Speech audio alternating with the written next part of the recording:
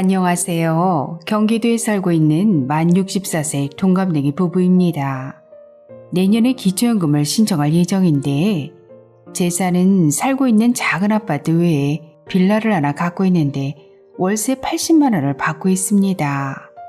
그래서 내년에 기초연금을 받으면 생활에 큰 도움이 될 것 같은데 그런데 궁금한 것이 있어요. 저희 부부는 월세를 받고 있지만 임대사업자 등록을 하지 않았는데 필요경비를 공제받을 수 있을까요? 아니면 지금이라도 임대사업자 등록을 해야 할까요? 그리고 기초연금을 받으려면 살고 있는 집과 점포를 팔아서 시골로 이사를 하고 남는 돈을 정기예금에 넣어두고 이자를 받는 것이 유리할까요? 기초연금을 꼭 받아야 하는데. 알베르트쌤, 기초연금에 포함되는 소득에 대해 쉽게 정리해 주셨으면 좋겠어요.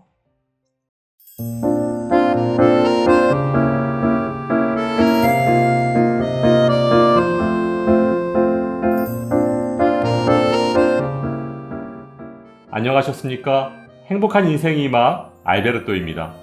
만 65세. 기초연금 신청을 앞두고 오늘 의뢰인 부부처럼 임대소득, 이자소득, 연금소득 등의 기타 소득 때문에 고민하시는 어르신들이 많으실 텐데요. 오늘은 기초연금의 소득평가액에 반영되는 소득에 대해 아주 쉽게 설명해 드리겠습니다.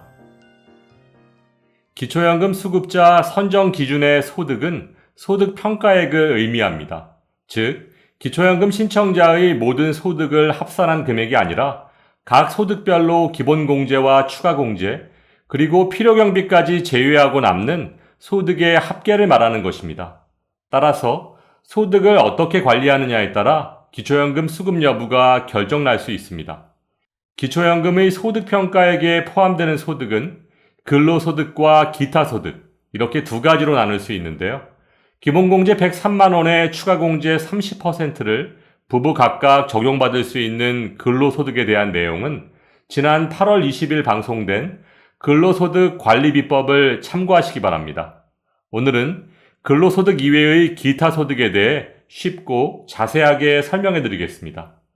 오늘 말씀드릴 기타 소득은 임대소득, 사업소득, 이자소득, 연금소득, 공적 이전소득, 무료 임차소득, 이렇게 6가지로 나눌 수 있습니다. 먼저 임대소득은 부동산, 동산, 권리 등의 대여로 발생하는 소득을 말하는데요. 임대소득은 작년까지는 임대사업자가 아닐 경우 기준시가 9억 원 이하, 1주택자가 소유한 주택 임대소득에 대해서만 필요경비 42.6%를 공제받을 수 있었지만 올해부터는 임대사업자 등록 여부와 상관없이 임대계약서상 임대 수입에서 단순 경비율을 공제하고 남는 금액만큼을 임대소득으로 소득평가액에 반영합니다. 참고로 2022년 현재 단순 경비율은 주택임대 42.6%, 점포임대 41.5%입니다. 따라서 오늘 의뢰인 부부께서는 주택임대소득 80만원에서 필요경비 42.6%를 공제한 45만 9,200원이 소득평가액에 반영됩니다. 두 번째는 사업소득입니다. 사업소득은 소득세법에 따른 도소매업, 제조업 등 기타 사업소득에서 얻는 소득을 말하고 행복이음을 통해 조회되는 국세청 종합소득 자료 중 사업소득이 있는 경우 이를 우선 반영합니다.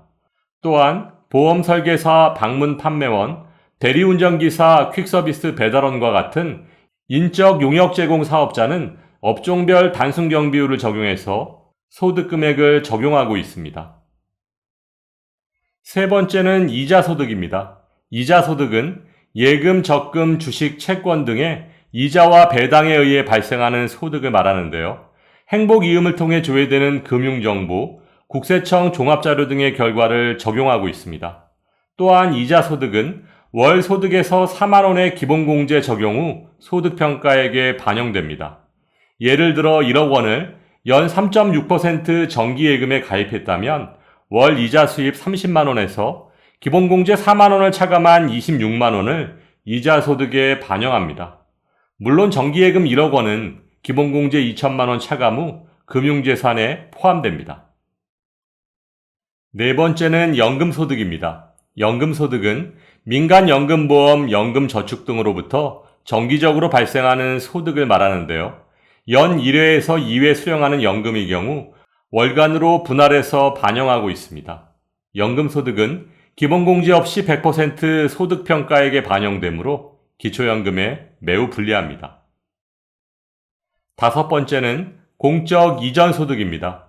공적 이전소득은 각종 법령에 의해 정기적으로 지급되는 각종 수당, 연금, 급여 등을 말하는데요.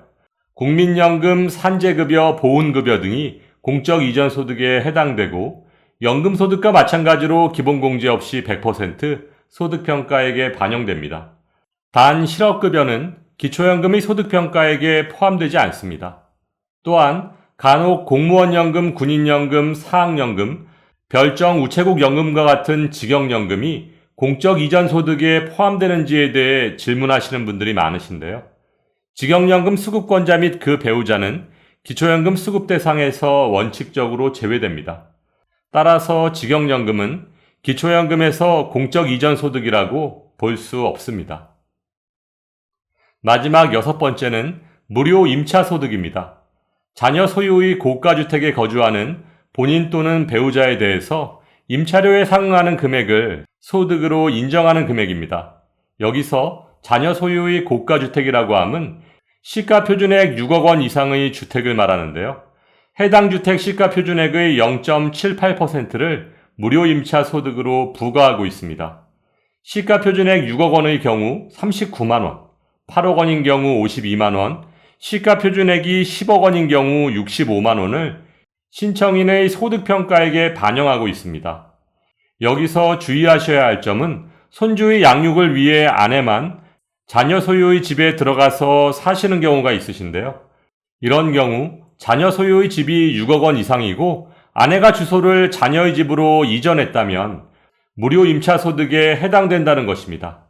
다만 자녀 소유의 주택이 부모가 2011년 7월 이후 증여한 주택이라면 무료 임차 소득에 해당되지 않습니다. 그 이유는 증여한 재산은 이미 부모의 기타 증여재산에 포함돼서 매달 자연소비분만큼을 감액하고 있기 때문입니다. 아무튼 기초연금 신청을 앞둔 어르신들께서는 무료 임차 소득 정말 조심하셔야 합니다.